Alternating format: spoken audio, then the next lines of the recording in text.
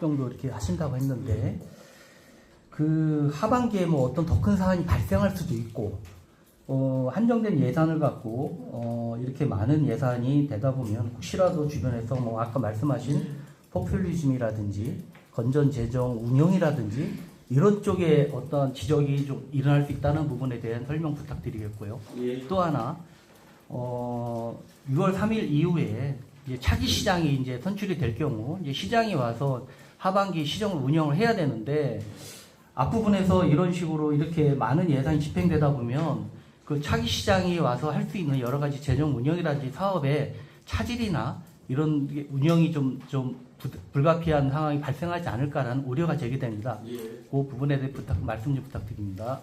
예. 뭐 충분히 좋은 지적해 주셨고요. 근데 지금 저희가 비상 민생 안정 대응책의 각 시책들을 보면 실제 그렇게 예산을 포퓰리즘 형태로 퍼주기 어떤 이런 부분들 물론 보시기에 따라서 있을 수 있지만 극히 제한적이고요. 기존의 어떤 수입했던 어떤 계획들의 범주 내에서 다만 시기를 땡기거나 하는 어떤 그런 부분이고요. 특히 지역화폐도 저희가 그동안의 정부에서는 지역화폐에 대한 국도비 지원이 없었어요. 근데 작년에 국도비를 도비 포함해서 한 504억 원을 저희가 받았기 때문에 작년에 많은 당초에 어떤 계획했던 우리가 시기 부담분을 줄이면서 또 활용을 했다는 그런 말씀 드리고요. 특히 요번에 제가 매월 한 300억 정도 발행하고 하는 어떤 소비하고 하는 부분을 최대 맥시멈으로 잡아서 남은 기간 동안에 600억을 생각한다고 하면 3월 동안을 그래서 최대 들어가는 것이 54억 정도입니다. 추가로 들어가는 것이.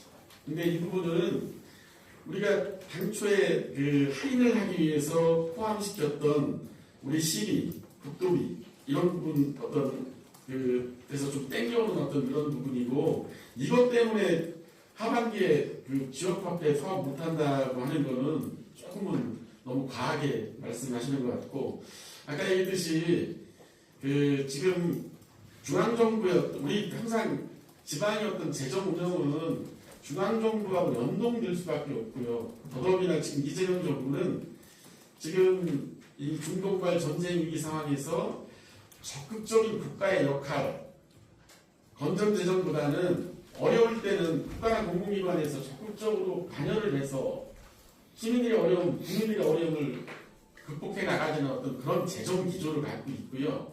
특히 저희가 내부적으로 좀 알아보니 특히 추경 예산 중에 지역화폐가 들어가 있고 그 부분은 저희가 충분히 더 국비를 확보할 수 있는 어떤 여지가 있다는 더더욱이나 작년에 저희가 수해 때 특별재난구역 바꾸면서 국비가 좀 많이 왔던 이유는 저희 아산시에서 적극적으로 여러 가지 어떤 사업에 대해서 적극적 운영을 하면서 해관구에 해당 부서를 가서 저희 실정을 어필해서 그런 부분이 국비가 확보됐는데 제가 지금 해관구가 아직 그 부분을 발표는 안 했지만 지난해 어떤 지역화폐 관련해서 현장 상황에 맞게 적극적으로 했던 그런 부분들에서 어떤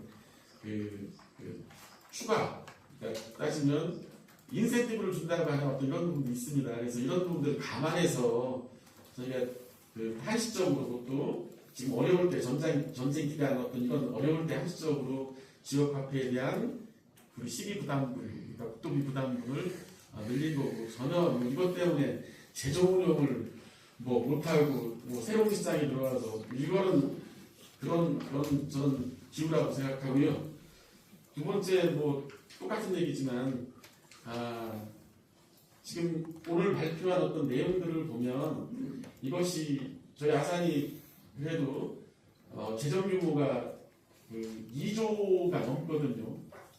아마 지금 예를 들어서 휴양림이나 다른 어떤 입장료 감면이라든가 이런 부분 포함한다 하더라도 극히 시기 조정이나 이런 부분이지 재정을 뭐 여기 이걸 해가지고 재정이 문제가 되거나 그런 그 정도 수준은 절대 아닙니다. 네, 이렇게 말씀드리겠습니다.